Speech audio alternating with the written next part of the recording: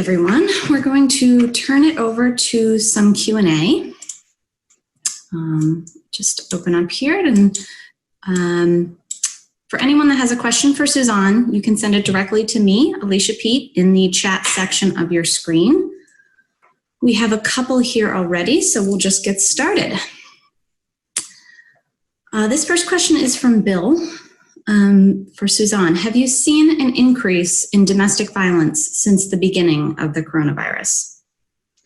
So it's been kind of tricky. The first couple of weeks, we really saw a slowdown. And I think that was typically people just, like us all, just trying to figure out what is next and how are we going to adjust. But we have started to see an uptick. And what's interesting is, but not surprising, is that the initial the primary concerns that they're coming to us are really financial and how to keep their lives stable.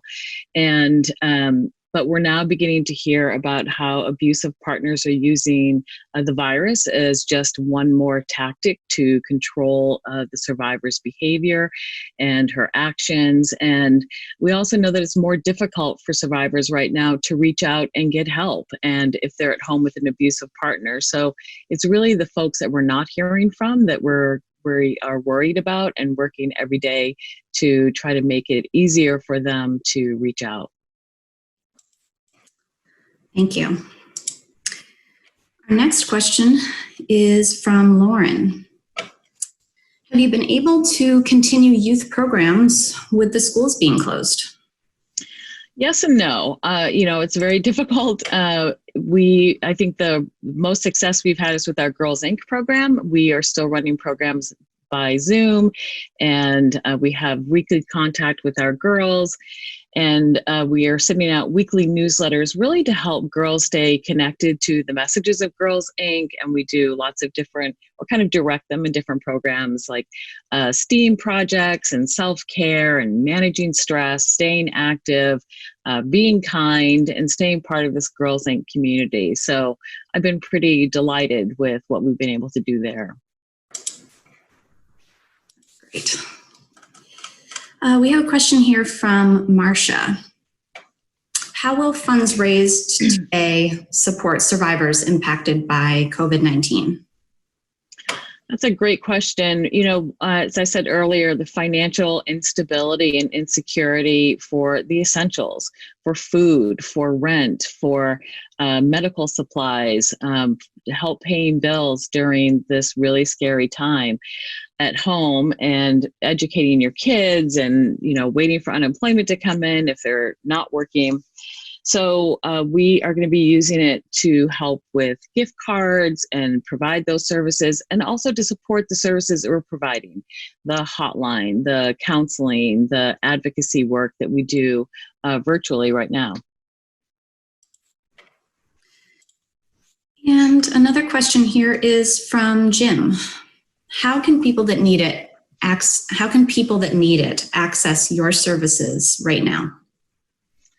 Great question. Thank you. Our 24-hour hotline is always available. It's the phone number is 978-388-1888.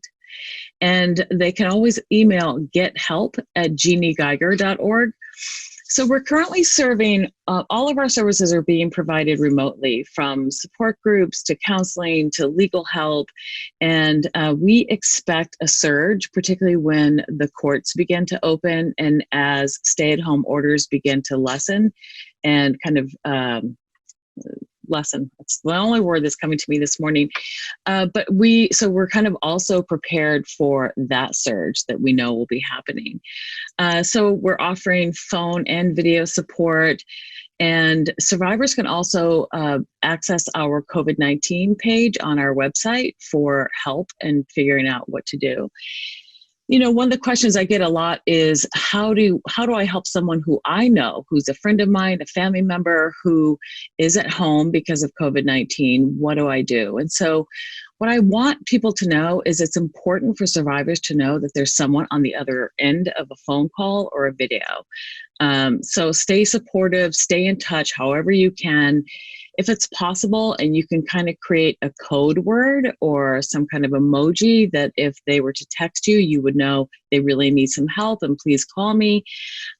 Share the hotline information if it's safe to do so. And remember that these are their decisions, and, you know, the best thing we can do is offer an open heart and a listening ear. So that's my best advice. This question expands on that a little bit, and it's this is from Cohen. How are women handling calling the hotline and the safety issues with reaching out? Well, I think some aren't. I think just some are not able to do that. They're not able, they don't have the privacy either because there's an abusive partner there or another family member. And also their children, you know, they can live in smaller places perhaps that they don't have the ability. So we're right now looking at how we can start chatting as one option, that perhaps that's an easier way for folks to get a hold of us. This question comes from Judy. How significant is better gun control laws in preventing domestic violence? Thank you for that question. It is something that's really concerning to us. You know, when I talked about the Nova Scotia shooting, you know, the thing that we know about mass killings and domestic violence homicides, there are two things. One is there is a firearm. And the second thing is that there are typically some warning signs. And so we are very, very concerned that particularly during the stay-at-home orders, the gun sales have been astronomically high. In Massachusetts alone, which is really truly one of the states with the better gun laws, gun purchases increased by 72% the first week of the stay-at-home orders. Across the country, it was 4 million additional guns were purchased during the month of March. So I see this as a terrible perfect storm that could really lead to much greater loss of life in the next few months. Thank you. I believe that wraps up our questions, unless anyone has any remaining questions for Suzanne. I think we'll move on to the next portion. So thank you, Alicia, and thank you all for your great questions. And truly, if something comes up later, you can always email me and or call me.